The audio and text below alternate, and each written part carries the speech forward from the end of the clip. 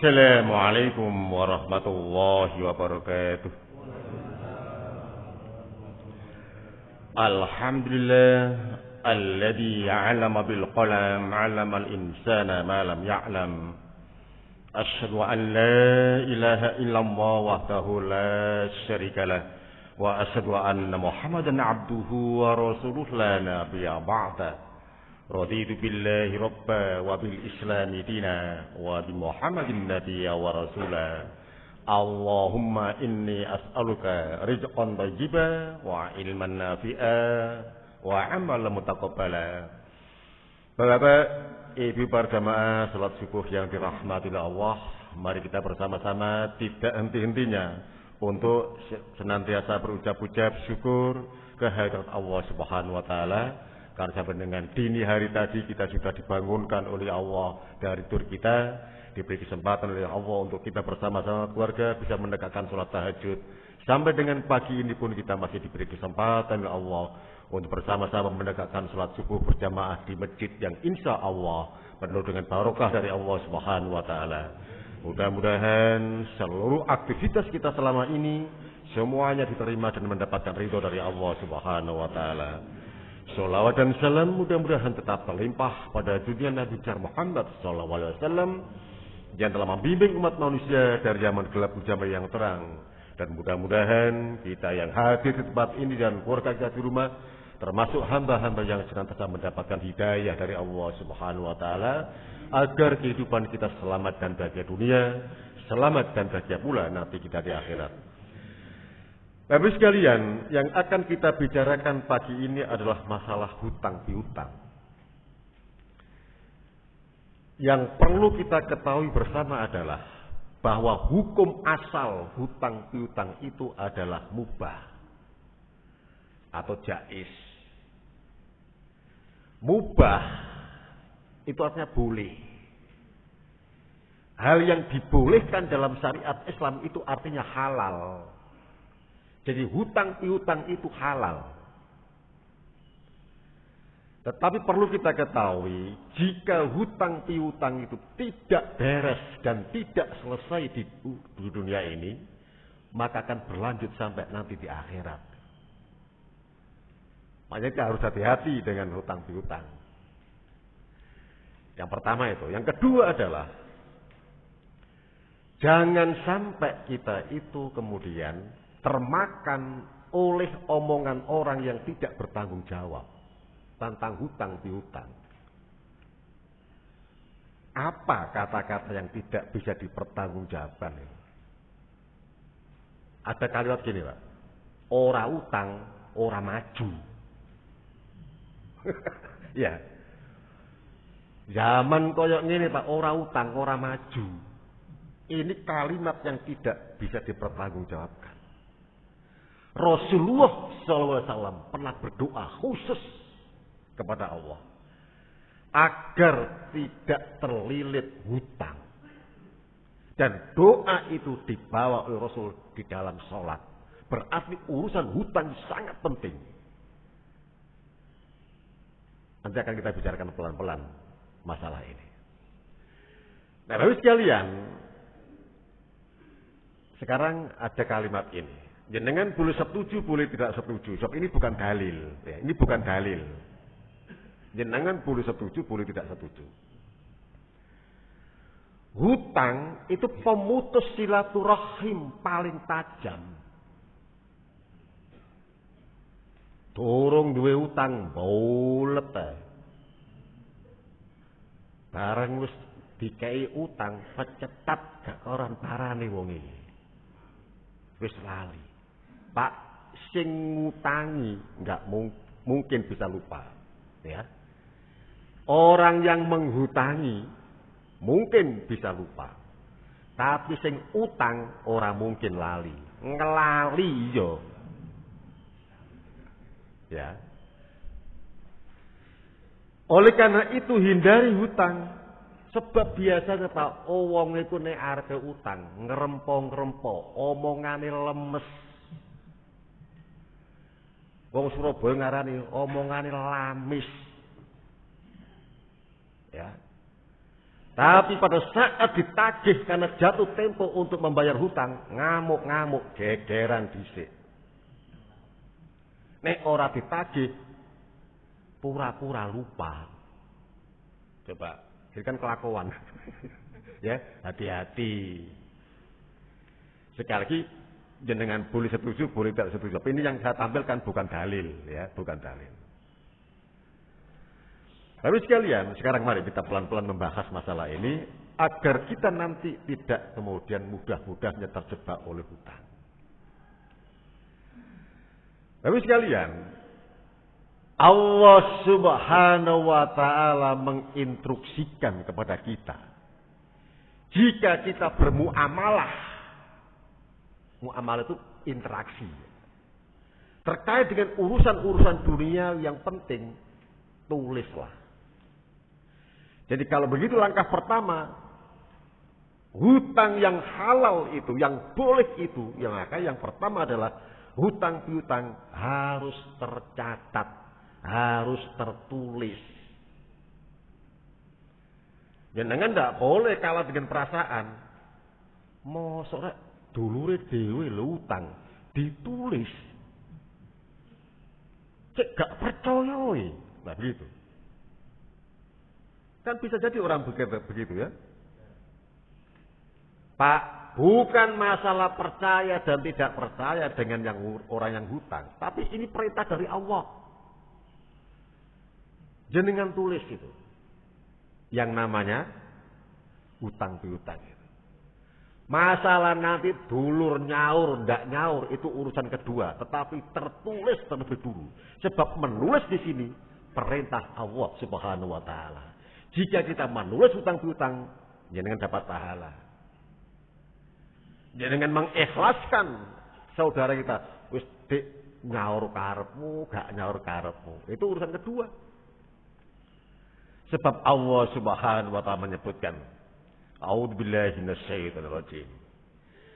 Ya ayyuhalladzina amanu, idza tadayantum bidainin illa ajalin musamma faktubu. Al-Qur'an surat Al-Baqarah ayat 282. Wahai orang-orang yang beriman, apabila kamu bermuamalah, berinteraksi tentang urusan-urusan keuangan secara tunai untuk waktu yang ditentukan, hendaklah kamu menulisnya. Ditulis, Pak. Sapa sing nulis? Yang hutang. Ya. Jenengan yang menghutangi jangan menulis, ya. Yang nulis yang hutang. Jenengan tinggal ACC atau tidak. Itu aja. Kalau nanti terjadi perjanjian tulis-menulis ini yang jelas. Perjanjian itu yang jelas. Tanggal, bulan, tahun ditulis. Ono uang utang ditulis, Pak. Dah, nama, alamat, tanggal, bulan ditulis. Di situ disebutkan, saya sanggup mengembalikan tanggal 5 Januari. Warang tanggal 10 Januari durung bayar, ditagih karo sing duwe. Dadak ngomong ngeten, Pak. Sampeyan maca meneh iku. Aku kapan nyaure? 5 Januari. Tapi kan aku gak ngomong tahun piro. Nek kono gak ono tulisan tahun piro. Pak, nek sampeyan ngutangi wong, sing utang sampeyan tagih kok ngomong ngono, wis ora usah ditagih. Sebab itu orang sudah punya niatan gak nyaur. Makanya nanti kalau jenengan mengadakan perjanjian, apapun perjanjian itu, ditulis dan harus jelas. Ya, ini masalah perjanjian. Tapi sekalian, termasuk nanti kalau jenengan membeli sesuatu, ya, taruhlah membeli televisi, ya, home theater semisal. Wah, pada saat dites, dicoba di toko, suaranya bening. Gambarnya sangat jelas. Bareng dipasang nang omah gak metu gambari. Jenengan komplain. Pak, eling-eling. Pada saat jenengan membeli barang ada nota jual beli. Di sini tulis barang yang sudah dibeli tidak bisa dikembalikan lagi. Ya kan? Ini perjanjian. Ini jangan sampai disepelekan ini. Kalau sudah ada seperti itu, pada saat jenengan akan bayar, bilang ke petugasnya. Nanti kalau ada apa-apa di rumah gimana? Ya Pak, nanti gini aja lah. 2 hari setelah pembelian taman gore ini. Udah, bawa ke situ. Maka yang ditanya oleh pemilik toko apa? Mana bonnya? Mesti begitu. Ya. Tapi di situ ada tulisan itu. Nah, oleh karena itu, ini merupakan antisipasi. Sebab yang jual karyawan itu banyak. Bisa jadi jenengan pada saat beli karyawan A, pada saat kembali ke toko besoknya karyawan B. Nah, kan beda orang. Kalau ada tulisan, amanlah kita. Ini masalah keuangan. Masalah jual beli, termasuk muamalah. Utang piutang, jual beli, ya. Jenengan kalau pada saat membeli tanah, harus tertulis. Harus tertulis. Ada surat-suratnya lengkap. Termasuk wakaf. Tertulis. Dan sekarang ini banyak tanah-tanah yang dulu diwakafkan digugat oleh anaknya. Oleh keturunannya. Coba. Karena apa? Tidak tertulis. Pada saat wakaf saling percaya saja. Nah ini muamalah itu tertulis Pak. Ya. Bermuamalah itu mesti tertulis. Sekarang saya tanya dulu. Boleh jenengan jawab ya. Oh ini pertanyaannya gampang. Dulu Pak, zaman saya masih nikah. Dulu. Tahun 90-an itu. Itu orang kalau datang ke resepsi pernikahan pakai kado. Iya, kado. Orang sing ngado kompor, orang sing ngado piring. Jadi bubar teko kemantenan omah ke gudang, ya. Sekarang enggak ada begitu. Amplop. Saya tanya sekarang. Jenengan memasukkan uang ke amplop itu. Sampean tulis jenenge apa ora? Tulis. Kalau amplop itu jenengan tulis, berarti jenengan berharap amplop ini balik. Ya. Ini sepele, Pak. Ya, sepele. Ini hubungan dengan orang lain, bermuamalah. Jadi pada saat kita ke wali matul urus pakai amplop, ditulis jenenge. Itu artinya secara psikologis berharap amplop ini kapan-kapan balik. Nah, kalau jenengan tidak mempunyai niatan untuk baliknya amplop kita, ora usah ditulis. Iku jenenge sedekah, sebab gak ono Pak sedekah ditulis ora ono. Ya, itu masalahnya, ya. Lanjut. Nomor 2. Jangan pernah berniat tidak melunasi hutang. Burung utang bolet ae bareng ngono wis diutangi. Duwe niatan ya ra ngira tak sahur. Ya ini namanya ngemplang. Ojo duwe niatan ngemplang utang. Jangan pernah berniat tidak melunasi hutang. Karena apa? Rasulullah SAW pernah bersabda, ayyuma rajuli yatinu dainan wa huwa mujmi'un alla yuwaffiyahu iyyahu laqiyallahu sariqa. Siapa saja yang berhutang dan tidak berencana untuk membayar kepada pemiliknya, maka ia akan menjumpai Allah di hari akhirat dengan status sebagai pencuri, dianggap maling. Coba. Kan luar biasa ini. Jadi urusan duniawi, tetapi nanti tidak beres di dunia, akan berlanjut sampai nanti di akhirat. Jangan coba-coba untuk mempunyai niatan nggak nyaur utang. Siapa tahu itu yang terjadi. Maka pada saat dari kiamat menjumpai Allah Subhanahu wa taala, status kita dianggap maling. Nah, kan jelek ini. Berikutnya Pak. Nomor 3. Hutang yang tidak dibayar menyebabkan tidak masuk ke dalam surga. Merupakan batu sandungan bagi seorang yang semestinya dia masuk surga. Stop dulu. Urusan hutang belum beres. Makanya Pak, nanti kalau jenengan mau mengantarkan jenazah ke pemakaman, itu biasanya ono sambutan dari pihak keluarga. Ya, Bapak, Ibu-ibu, jika almarhumah nanti masih ada hubungan hutang piutang dengan Bapak Ibu sekalian, mohon kiranya secepatnya berhubungan dengan ahli warisnya. Ini bukan omong kosong, ini serius. Ya, ini serius ini. Karena apa? Karena nanti Pak, kenikmatan surgawi, walaupun spotnya ada di nikmat kubur, itu terhalang karena hutang.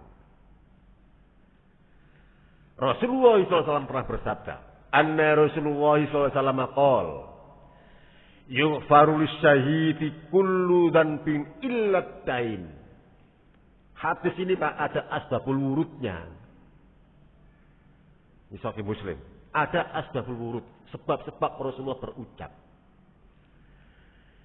Pada saat perang Uhud, banyak para sahabat yang gugur di medan Uhud. Maka Rasulullah menghibur keluarga-keluarga yang ditinggal mati syahid di medan Uhud itu. Yang punya istri didatangi istrinya. Bu, wis ora usah susah-susah. Bojo sampean sing mati syahid masuk ke dalam surga. Mas, ora usah susah-susah. Adik sampean sing mati nang medan Uhud masuk dalam surga. Bahkan darah-darahnya itu akan dijadikan oleh Allah Subhanahu wa taala seperti minyak yang sangat harum di hari kiamat. Seneng Pak keluarga. Turun malaikat Jibril, Muhammad kandhanono kecuali sing duwe utang. Ya. Jadi ini asbabul wurudnya begitu. Bahwa Rasulullah SAW pernah bersabda, seseorang yang mati syahid akan diampuni segala dosa-dosanya. Ini Sahih Muslim. Diampuni dosa-dosanya itu artinya dia punya hak untuk masuk ke dalam surga. Kecuali yang punya hutang. Nah, coba. Jadi berbahaya hutang itu. Ya, walaupun itu halal, boleh, tapi berhati-hatilah dengan hutang. Jangan merasa tenang jika hidup masih punya hutang. Mammata wa alaihi dinaru au dirhamun udiya min hasanatihi laisa tammat dinaru wala dirham. Hadis Sunan Ibnu Majah dengan 100 derajat hadis sang sahih. Barang siapa meninggal dunia sementara ia mempunyai tanggungan hutang 1 dinar atau 2 dinar atau 1 dirham. Pak, di Jazirah Arab zaman Rasul belum ada mata uang kecuali 2. Dinar dan dirham. Dinar itu koin emas yang menerbitkan kerajaan Romawi. Dinar. Yang kedua, dirham. Dirham itu koin perak yang menerbitkan kerajaan Persia, Iran sekarang. Jadi Iran lah, zaman Nabi itu sudah maju, sudah punya mata uang sendiri. Termasuk Itali, ya Roma itu. Sudah punya mata uang, namanya dinar. Dinar, maaf ya, ini sedikit saya bilang, saya terjelaskan masalah dinar. Dinar itu 2 kata, din dan nar. din itu agama, nar itu neraka.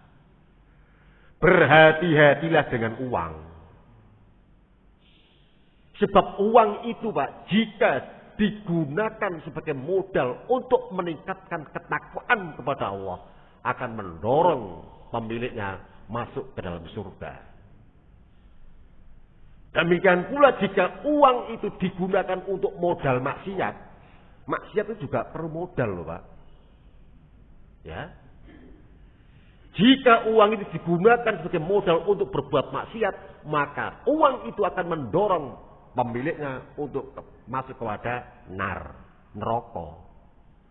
Maka ada dinar. Berhati-hatilah dengan uang. Orang korupsi, sing dikorupsi ku apa? Duit. Ya. Wong nyambut gawe rina wong sing didoleki apa? Duit. Hati-hatilah dengan uang. Berhati-hati dengan dinar. Nah sekarang wong utang. Itu kebanyakan hutang apa? Uang. Sapa wong sing mati ninggalno utang 1 dinar utawa 1 dirham. Dia tidak bisa untuk melunasinya, maka akan diganti dari pahala kebaikannya pada hari yang dinar dan dirham tidak berguna lagi. Saya punya hutang 5 juta semisal kepada jenengan. Ora beres nang donya. Nanti akan saya lunasi di akhirat. Lunasi kanggo apa? Bank wis bubar, ATM macet, ora ono duit nang kono iki. Maka harus dibayar dengan amalan-amalan. Makanya besok pada hari kiamat banyak orang-orang yang bangkrut. Dia membawa pahala sholatnya, dia membawa pahala zakatnya, dia membawa pahala puasa dan pahala-pahala yang lain. Tetapi dia juga membawa hutang uang di dunia yang belum beres. Urip nang Surabaya akeh utange diuber-uber wong minggat nang Sidoarjo. Nang Sidoarjo utange yo ngono akeh diuber-uber wong pindah nang Mojokerto. Kabeh kota dilangi ngene akeh utange. Utange nelecek, ngerti nelecek?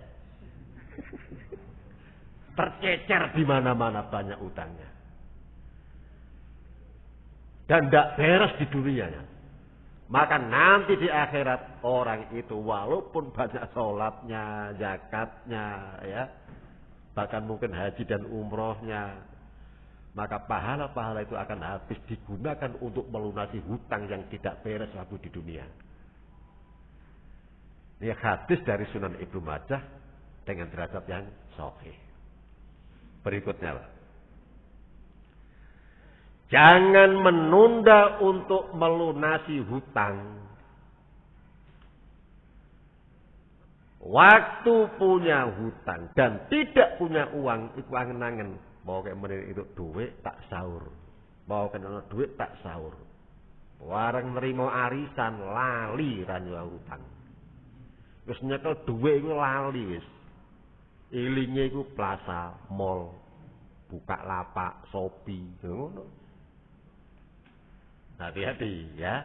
Karena apa? Menunda-nunda melunasi hutang. Rasul menyatakan, matlul ghanin dulmun, fa idza utbi'a ahadukum ala maliyin falyatba.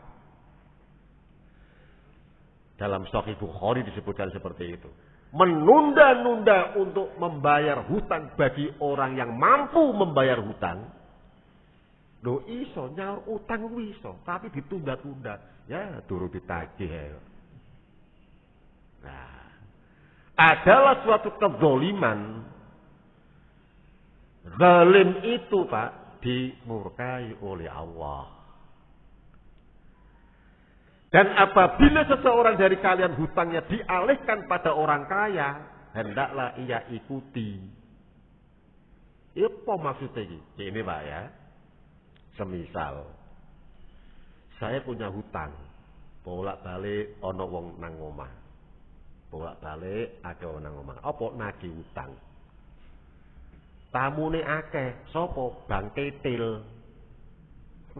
Ya, Bang Titil. Nah. Terus ada tetangga yang kaya raya, dermawan. Nonton omahe Pak Imam kebalak-balik nok tamu iku apa ya? Usut punya usut, oh ternyata nagih utang. Timbul orang yang kaya tetangga tadi. Timbul rasa iba, sak. Akhirnya apa? Orang-orang yang menghutangnya dipanggil. Sing nagih-nagih dipanggil. Lah apa sampean rono iki? Nagih hutang, Pak. Oh. Piro utange? Wis ngene ya. Sampeyan nek kene ae, Pak Imam tak celuke. Wah, saya dipanggil. Tanpa mengurangi rasa hormat tak, ya. Jenengan kan punya hutang dengan orang ini. Gini aja, Pak. Hutang sampean tak tanggung. Jadi ini boleh. Ya. Nanti Pak, hutang Pak Imam tak lunasi. Jadi nanti mas-mas ini nggak usah ke Pak Imam. Nanti hubungan dengan saya. Tak lunasi. Itu boleh. Pertanyaannya, apa ya ana wong ngono iku? Ya. Pertanyaannya kan ngono. Apa ya ana wong ngono iku? Jawabnya ana. Jawabnya ada. Sama tak cerita nih Pak ya. Saya ngaji seperti ini Pak. 35 masjid di Surabaya. Rutin. Ya. Ono takmir. Sugih takmire Pak. Sugih. Punya hotel, punya perkebunan, punya villa, macam-macam. Dia pengusaha sukses, istrinya seorang pengacara. Sugih Pak. Wes.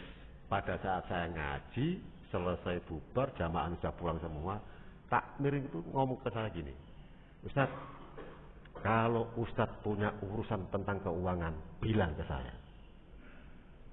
Weh, luar biasa orang ini. Saya bilang, untuk menyenangkan orang yang mau menanamkan jasa budi, baik. Saya bilang, ya Pak, nanti kalau saya punya urusan keuangan, akan saya bilang ke Bapak.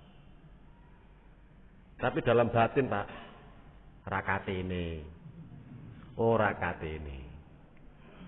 Karena apa? Pak maaf ya, saya ini sudah didoktrin sama ayah saya.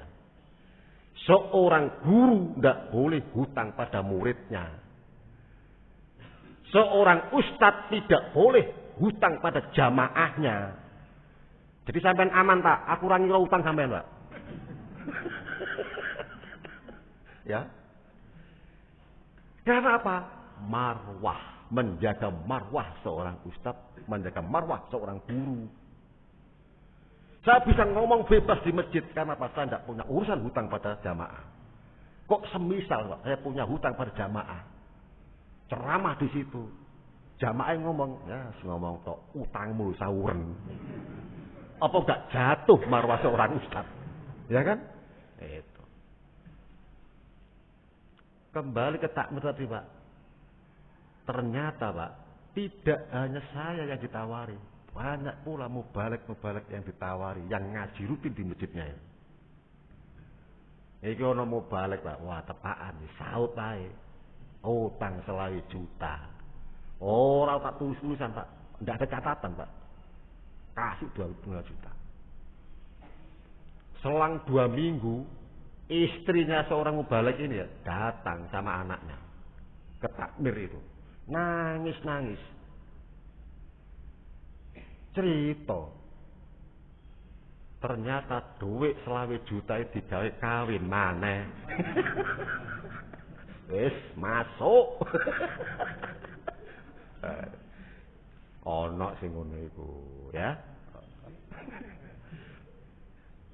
Ojo ditiru Pak ya, ojo ditiru. Nah, kita lanjut ya. Bapak sekalian, nomor 6. Jangan pernah menunggu ditagih dulu baru melunasi hutang. Fa inna khairukum ahsanukum qadha'a.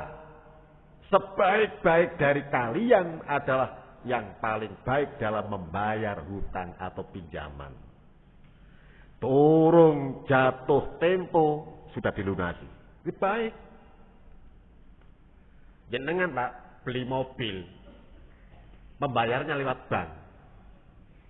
Sudah 3/4 dengan ngangsur rutin ya. Durung lunas ditotok Pak. Oh, iki bayarnya rutin ya. Telepon meneh.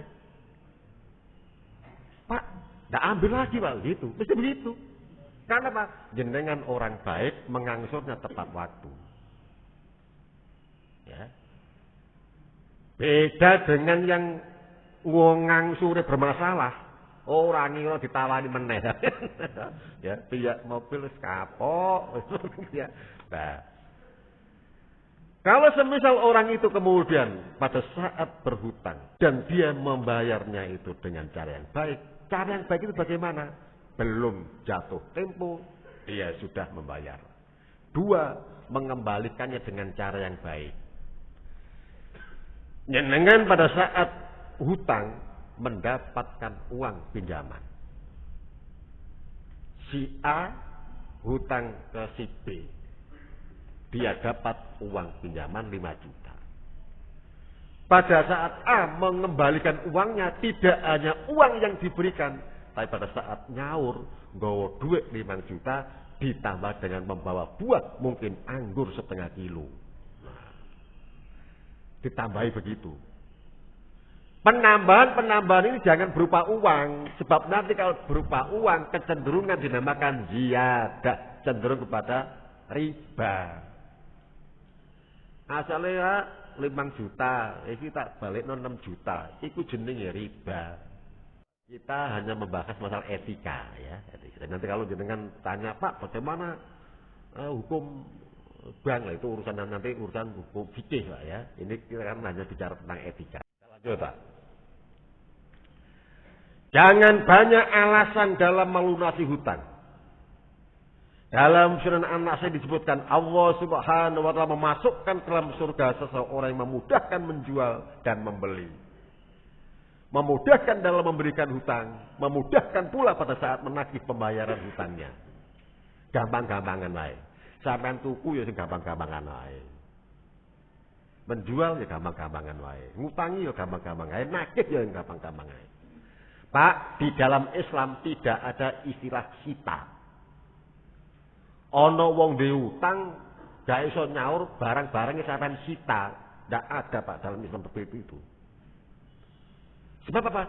Tidak ada dalam perjanjian. Jadi main sita itu bukan ajaran Islam. Kecuali kalau yang hutang itu menawarkan diri. Pak, sakjane iki ya apa ya aku ganti duwe lho Pak. Di mana sampean bolak-balik mrene Pak, wis ngene mari. Wis TV kuwe yang hutang yang seperti itu. Jangan yang menghutangi. Mensita jangan. Daripada sampean bolak-balik ke sini Pak, wis ngene mari. Sepeda motor kuwe sampean gowo. Ya. Itu yang hutang, yang berhak mengatakan begitu yang hutang. Tapi kalau jenengan kemudian menghutangi main sita, dalam Islam tidak ada istilah sita mensita barang. Membeli yang mudah-mudah saja Pak. Coba sekarang gini, jenengan beli baju di plaza-plaza. Mbok sampean regane piro sampean tuku? Ora tak ngenyang. Ya. Gak ono Pak tuku barang nang plaza dinyang ora ono. Piro sing tertulis potongane piro, pirang persen tuku. Sepatu tuku, ora nek nyang-nyangan. Tetapi sangat disayangkan Pak. Begitu kita beli ibu-ibu nggih, membeli sayur mayur, tuku iwak pindang ya dinyang. Ya. Tuku lombok dinyang, njaluk imbuh pisan. Sampai nuk plaza gak iso ngono. Padahal Pak yang di plaza-plaza itu yang punya modal siapa? Yang menjual siapa? Kita beli di pasar-pasar tradisional yang menjual siapa? Orang sudah sepuh dodolan jajan, dodolan bubur.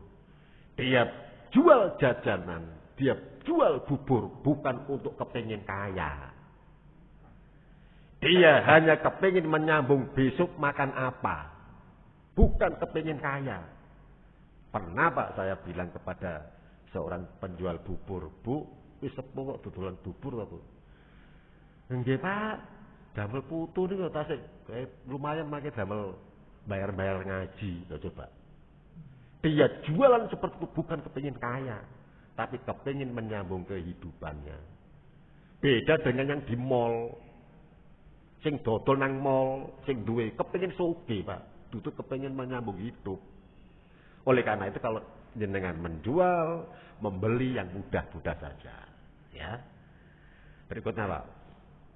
Ya, kita percepat Pak ya, kita percepat. Jangan pernah berbohong pada pemberi hutang. Wong sing gelem ngutangi jenengan, iku menolong jenengan. Menolong. Nah, jangan orang yang menolong jenengan balas dengan kebohongan. Iku jenengan nulung pentung. Wis nulung kena pentung. Nah, itu ya. Mengapa demikian? Coba Rasulullah SAW berdoa. Ini berdoa, Pak. Agak panjang doanya, tapi tidak apa-apa. Nanti kita pelan-pelan untuk menghafalkan itu ya. Dari Aisyah istri Nabi Muhammad SAW, dia menceritakan bahwa Rasulullah SAW di dalam sholatnya membaca. Coba dalam sholat Pak, membaca begini. Allahumma inni a'udzubika min adzabil qabri wa a'udzubika minal fitnatil masiihid dajjal. Wa a'udzubika min fitnatil mahyaya wa fitnatil mamat. Allahumma inni a'udzubika minal ma'sami wal maghram. Pak, crosser Pak ya, lihat crosser Pak ya. Maghram. Satu akar kata-kata dengan ghorim. Ghorimin. Wong sing duwe utang. Faqala lahu qailun ma aktsara ma tasta'idu minal maghram. Faqala Rasulullah SAW. Innar rajula idza gharima hadatsa faqadab. Wa'ada fa akhlaf. Hadis ini Pak dari Sahih Bukhari. Apa doa Rasul? Ya Allah, aku berlindung kepadamu dari siksa kubur. Siksa kubur itu ada, Pak. Dan jenengan harus tahu mengapa kok ada siksa kubur. Ini Pak ya. Siksa kubur itu ada pada urusan-urusan yang sangat ringan. Apa itu? Satu, karena pada saat dia kencing, ceboknya ora resik.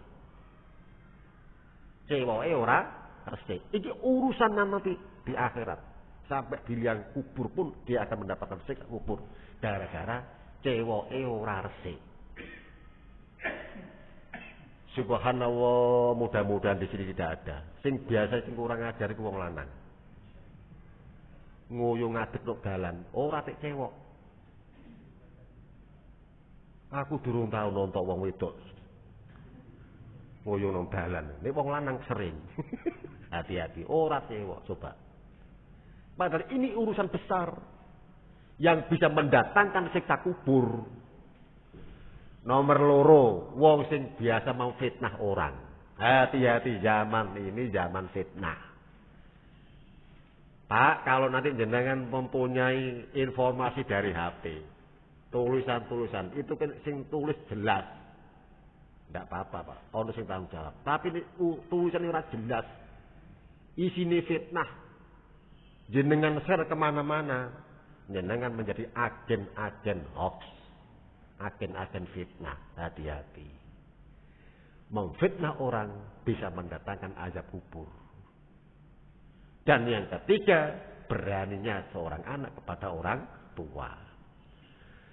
Aku berlindung kepadamu ya Allah dari fitnah Masiihid Dajjal. Aku berlindung kepadamu ya Allah dari fitnah kehidupan dan fitnah kematian. Ya Allah, aku berlindung kepadamu dari perbuatan dosa dan hutang. Coba. Doa ini dibawa oleh Nabi dalam sholatnya. Urusan hutang masuk ke dalamnya. Aku berlindung kepadamu ya Allah dari perbuatan dosa dan hutang. Saudara, tinggal sedikit. Tiba-tiba ada seorang yang berkata pada beliau, kenapa Rasul jenengan banyak minta perlindungan dari hutang? Rasul menjawab, sesungguhnya seseorang apabila berhutang, dia akan cenderung berkata bohong. Wong nek biasa hutang, omongane cenderung bohong. Iki Nabi, Pak, yang kata begitu. Apes duwe presiden senengane hutang. Omongane Pak, iki Nabi, Pak. Sampeyan aja dolek-delik nang aku, nang Nabi. Ya. Orang itu kalau sudah biasa hutang, Pak, omongannya cenderung bohong. Sama ditanya ya. Dan apabila ia berjanji, cenderung untuk mengingkari janji itu. Suloyo nek janji, mengingkari perjanjian. Berhati-hatilah dengan orang-orang yang suka hutang, sebab omongannya masih begitu. Di kecenderungan. Ini hadis Pak Sahih Bukhari. Makanya Nabi ditanya, mengapa Nabi jenengan kok berdoa kepada Allah agar tidak terlilit hutang? Nabi ngomong, wong sing biasa utang, biasanya ngomong ku bohong, bujukan. Itu. Dah ya. Jangan pernah berjanji jika tidak mampu memenuhi. Al-wa'du dainun. Janji itu hutang. Maka jangan suka-suka janji. Ya. Hati-hati. Makanya nanti maaf Pak ya. Ngono kampanye-kampanye ngono kok. Oh, janjine muluk-muluk, Pak. Hati-hati. Janji kan ditagih nanti. Tidak beres di dunia, di akhirat pun akan ditagih gitu. Jangan mudah berjanji jika memang tidak mampu memenuhi. Jangan lupa selalu mendoakan orang yang memberi hutang. Saya yakin Pak, selama kita hidup senantiasa berinteraksi dengan orang lain. Dan kita akan senantiasa berhubungan, tidak terkecuali hutang piutang. Sekali lagi, hutang piutang itu adalah sah dan halal. Tetapi berhati-hatilah pada saat hutang. Sebab jika hutang tidak beres, akan berlanjut ke negeri akhirat. Nomor 12 Pak, yang terakhir ya. Doa agar tidak terlilit hutang. Yang saya blok besar ini yang jenengan hafalkan ya. Yang saya tulis besar ini yang cukup dihafalkan. Allahumma inni a'udzubika minal ma'sami wal maghram. Nah, ya. Kan pendek. Mudah kan diingat. Ya Allah, aku berlindung kepadamu dari perbuatan dosa dan hutang. Mudah-mudahan Allah Subhanahu wa taala memperlancar rezeki kita, mencukupi kebutuhan-kebutuhan kita dan membebaskan kita dari lilitan hutang. Amin ya rabbal alamin. Ada yang perlu ditanyakan 1-2 orang? Tanya monggo. Sebelum saya, ya monggo. Ibu dulu yang ngatur ya, monggo Ibu. Monggo. Langsung saja ya. Bapak Ibu sekalian, ini pertanyaan bagus. Sebab banyak kasus seperti ini. Jika orang tua itu meninggal dunia, ya, maka anak yang solih atau yang solihah mempunyai kewajiban berbakti pada orang tua, walaupun orang tua sudah meninggal. Cara berbakti kita pada orang tua yang sudah meninggal, 1, melunasi hutang ayah ibunya. Ya. Jadi ini yang pertama, yang utama. Pertama dan utama. Jadi nanti orang tua kita meninggal dunia, seharusnya jangan kemudian harta waris dibagi dulu, jangan. Harta bapak ibu itu kita gunakan melunasi hutang bapak ibu yang sudah meninggal itu. Jadi aja terus warisan dibagi, utangi bapak ibu lunas, jangan. Jadi nantinya hutang-hutang itu bisa dilunasi dari harta benda yang ditinggal oleh bapak ibunya. Ya. Kalau kemudian, lho Pak, bapak ibuku lho ora duwe omah. Bapak ibuku melu aku, misal ya. Nah, maka nanti anak yang solih dan solihah melunasi hutang bapak ibunya dari hartanya sendiri. Sebab apa? Sebab dia adalah anak kandungnya, ahli warisnya yang bertanggung jawab. Satu ya. Yang kedua, menyambung silaturahim. Dengan apa? Dengan kerabat-kerabat teman-teman bapak ibunya yang sudah meninggal. Itu merupakan bakti anak kepada orang tua yang sudah meninggal dunia. Yang ketiga, mendoakan bapak ibunya. Nah, sekarang permasalahannya. Kalau nanti kemudian begitu bapak ibu kita meninggal dunia, ada orang datang ke rumah. Mbak, biyen bapak sampeyan iku diutang aku. Ya. Taruhlah 10 juta. Jenengan jangan kemudian percaya. Jenengan harus tanya, mana buktinya? Sebab awal pembicaraan kita, hutang piutang harus tertulis. Sampai takon di bukti ini. Menghindari wong akon-akon. Ngerti akon-akon? Nah, itu. Jadi itu caranya ya. Jadi minta bukti. Lah kalau sudah disodorkan bukti ya jenengan harus mengikuti itu.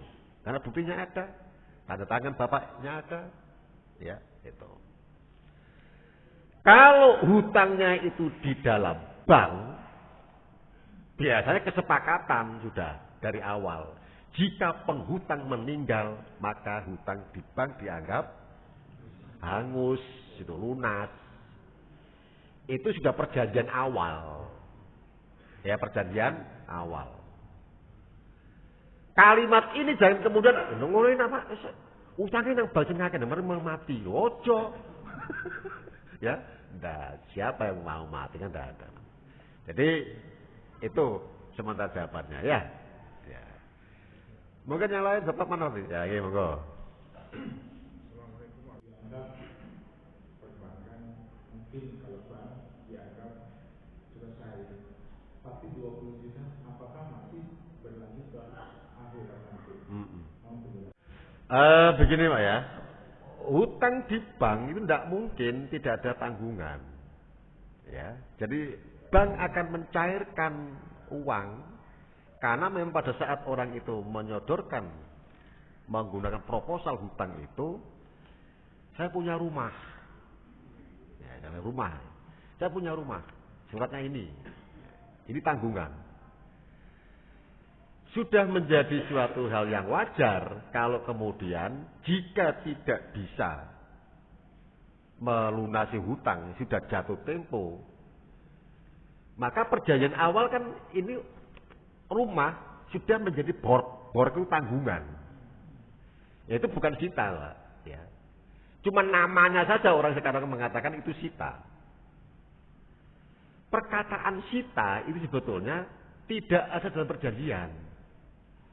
Aku utang karo wong liya, persona saja, ya. Utang wis tanggal piro sudah selesai, tidak ada istilah sita-sitaan, tidak ada tanggung-tanggungan.